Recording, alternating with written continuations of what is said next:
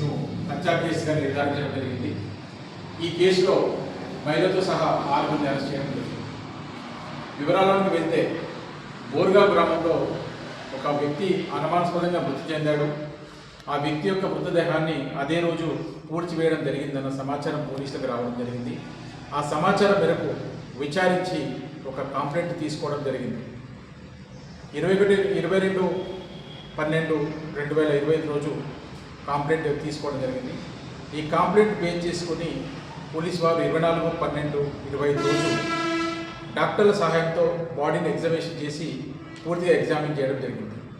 ఆ తర్వాత కొంత అనుమానాస్పదం ఉండడంతో ఎవరైతే అనుమానాస్పదంగా భార్య పేరు చెప్పడం జరిగింది స్వప్న, దాంట్లో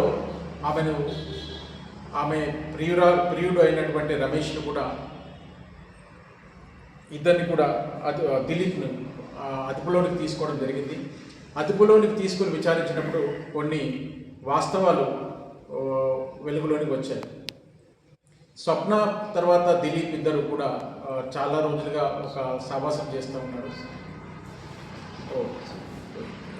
సౌమ్య మరియు దిలీప్ ఇద్దరు కూడా సావాసం చేస్తూ ఉన్నారు. వీరిద్దరు కూడా కాకతీయ ఒలింపిక్ స్కూల్లో పనిచేస్తున్నప్పుడు పరిచయం ఏర్పడింది.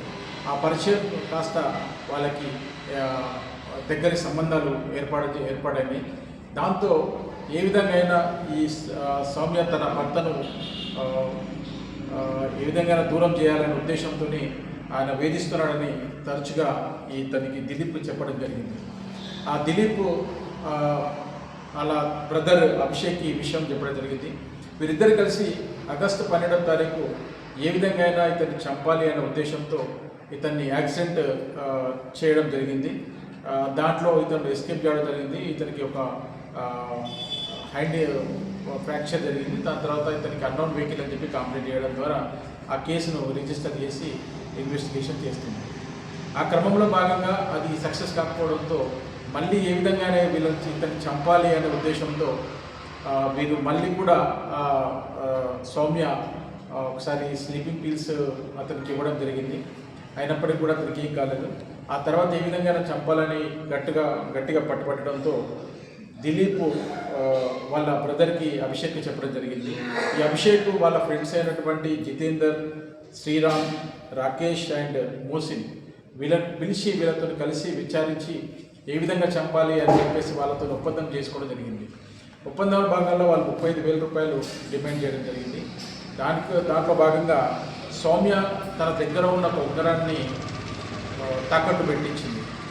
దిలీప్ ముత్తూట్ ఫైనాన్స్లో తాకట్టు పెట్టి 33,000 రూపాయలు వచ్చినాయి. దానికి 2,000 అదనంగా కలిపి 35,000 రూపాయలు వీళ్ళకి ఇవ్వాలనే ఉద్దేశంతో 14వ తారీఖు ఈ డిసిషన్ తీసుకోవడం జరిగింది. 19 రోజు మొదటి విడతగా ఈ ముగ్గురికి 20,000 రూపాయలు ఇవ్వడం జరిగింది. అదేవిధంగా మళ్ళీ 15,000 రూపాయలు వీళ్ళకి ఇచ్చారు.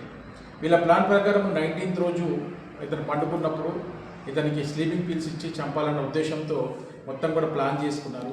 ఆ ప్లాన్లో భాగంగా రాత్రి ఎవరైతే సౌమ్య ఉందో సౌమ్య స్లీపింగ్ పిల్స్ ఇచ్చారు. ఇచ్చిన తర్వాత ఇదే విషయాన్ని దిలీప్కి చెప్పడం జరిగింది. దిలీప్ తర్వాత అభిషేక్ వాళ్ళ ఎవరైతే సుపారీ తీసుకున్నారో వాళ్ళని కాంటాక్ట్ చేశారు. వాళ్ళు ఎవరికి కూడా రెస్పాన్స్ ఇవ్వకపోయేసరికి వీళ్ళే వేచించి తర్వాత అభిషేక్ దిలీప్ ఇద్దరు కలిసి ఒక స్కూటీ పైన రావడం జరిగింది డీసీ ఇంటికి. వచ్చేసిన తర్వాత ఏ విధంగా అయితే మనకి సౌమ్య చెప్పిందో ఆ సౌమ్య చెప్పిన దాని ప్రకారం అతను నిద్రపోయి ఉన్నాడు. అతను దిండు పెట్టి అదేవిధంగా టవాల్ పెట్టి అతను స్టాంగులేట్ చేసి దిండుతో స్మోదరింగ్ చేసి చంపడం జరిగింది. చనిపోయినాడు అన్న తర్వాత నిర్ధారణ చేసుకున్న తర్వాత వాళ్ళిద్దరు కూడా అక్కడి నుంచి వెళ్ళిపోవడం జరిగింది.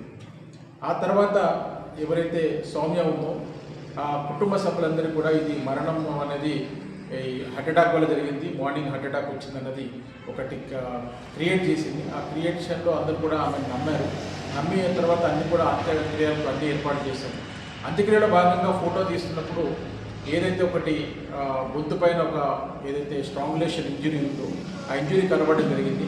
దాంతో వాళ్ళ బ్రదర్ ఎవరైతే మృతుడు బ్రదర్ ఇజ్రాయిల్లో ఉంటాడో అతను అనుమానాస్పదం ఏదో ఉంది అని పోలీసులకు సమాచారం ఇవ్వడం జరిగింది.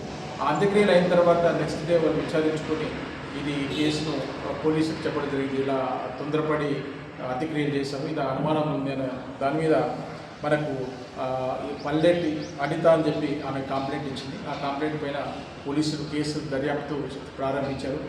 దర్యాప్తు భాగంగా అన్ని రకాల కోణాల్లో విచారించిన తర్వాత, అన్ని ఎవిడెన్సెస్ కలెక్ట్ చేసిన తర్వాత వాళ్ళని విచారిస్తే వాళ్ళ కేసును ఇది మేము అనుమానాస్పదంగా చనిపోయినాడని క్రియేట్ చేసి తప్పించుకుందామని ప్లాన్ చేసుకున్నాం అని వాళ్ళు చెప్పడం జరిగింది. ఈ కేసులో మొదటి నుంచి కూడా ఎస్హెచ్ఓ ఆకులూరు రాజశేఖర్, తర్వాత సిఐ నార్త్ రూరల్ శ్రీనివాస్ గారు ఈ కేసు ఛేదనలో ముఖ్య పాత్ర పోషించారు. అదేవిధంగా కానిస్టేబుల్ ఆఫీసర్స్ అందరూ కూడా ఈ కేసులో, ముఖ్యంగా హెడ్ కానిస్టేబుల్ రాజేశ్వర్, అలానే పీసీలు చందు, బాలలింగం, రాకేష్, రామకృష్ణ, శ్రీనివాస్, శ్రీకర్ గౌడ్ అందరూ కూడా చాలామంది టీం సభ్యులు కంటిన్యూస్గా ఎఫర్ట్ చేయడం వల్ల ఈ కేసు అనుమానాస్పదం గుర్తించి ఒక మర్డర్ కేసుగా ఇది నిర్ధారణ చేయడం జరిగింది. దీంట్లో మొత్తం 6గురిని అరెస్ట్ చేశాం. దీంట్లో టోటల్గా 35,000 రూపాయలు సీజ్ అయింది.